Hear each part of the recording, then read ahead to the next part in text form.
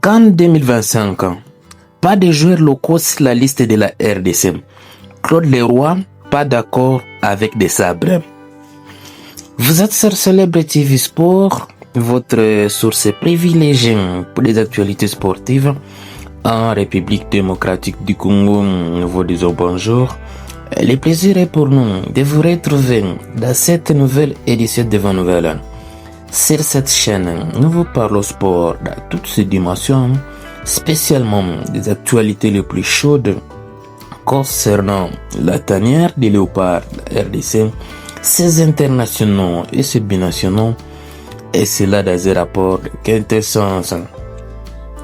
Les monuments du coaching congolais, celui que l'on surnomme les sorciers blancs, ancien sélectionneur de la RDC à des reprises et artisan des grandes épopées des léopards, vient de relancer un débat brillant.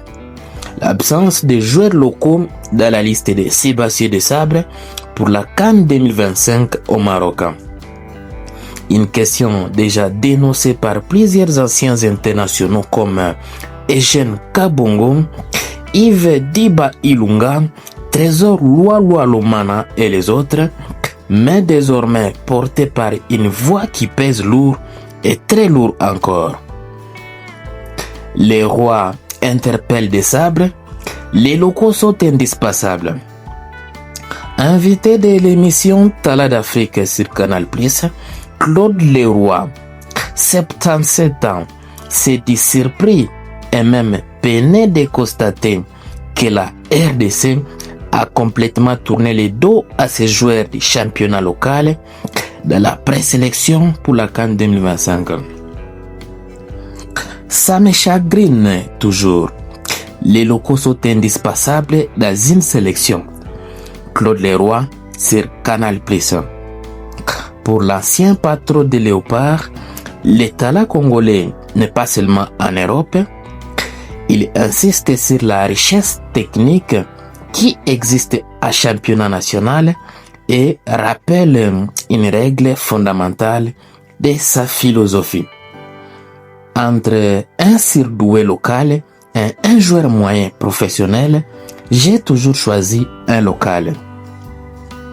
Des propos qui résonnent comme un avertissement sportif, d'autant plus qu'il connaît à profondeur le football congolais, lui qui a dirigé plusieurs générations et a révélé des petites venues au pays. Pourquoi cette absence suscite-t-elle un débat légitime?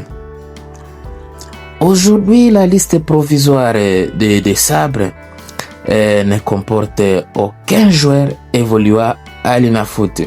Ce n'est même pas une liste provisoire, c'est une liste finale.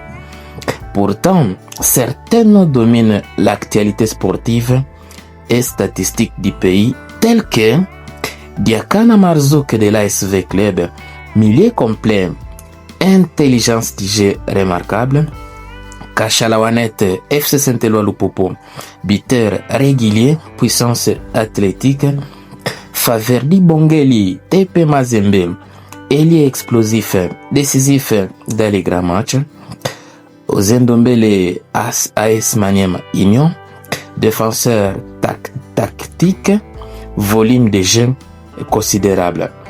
Ibrahim Matobo, les Aigles du Congo, qui est en tout cas un attaquant discipliné et très jeune prometteur. Ses profils sont non seulement compétitifs, mais représentent le football local, fédèrent les supporters et valorisent les championnats.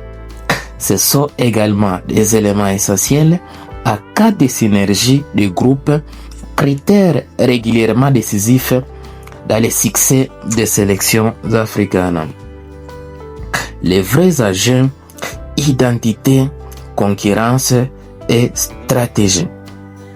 L'intervention de Claude Leroy ne remet pas à cause la qualité des joueurs expatriés sélectionnés par Desabre, qui a par ailleurs reconstruit l'équipe avec discipline, régularité et cohérence. Cependant, le message est clair, le football congolais ne peut pas se couper de sa base. La CAN se gagne aussi avec des joueurs du cru, habitués aux conditions africaines. La concurrence entre locaux et expatriés renforce la sélection. Des sabres réputés méthodiques pourraient-ils réajuster sa liste avant la phase finale? Rien n'est exclu. La RDC possède une profondeur de talent rarement expatriée à 100% et les débats relancés par les rois peuvent ouvrir la voie à un équilibre plus juste, surtout qu'à l'heure actuelle, quelques joueurs sélectionnés dans cette liste sont incertains pour cette CAN à cause des différentes blessures. Une piqûre de rappel constructive. Claude Leroy ne critique pas pour diviser, mais pour protéger un football qu'il connaît comme peu d'étrangers. Son message rappelle que la RDC doit croire à ses propres forces tout en construisant une équipe moderne et compétitive. Au final, locaux ou expatriés, important reste de bâtir une sélection forte, équilibrée et représentative. Le débat est donc ouvert et peut encore enrichir le travail des sabres à vue d'une Coupe d'Afrique des Nations historique. Et vous, mesdames, mesdemoiselles et messieurs, pensez-vous que des joueurs locaux devraient rejoindre la liste finale? Allons-y à commentaire. Magnifique.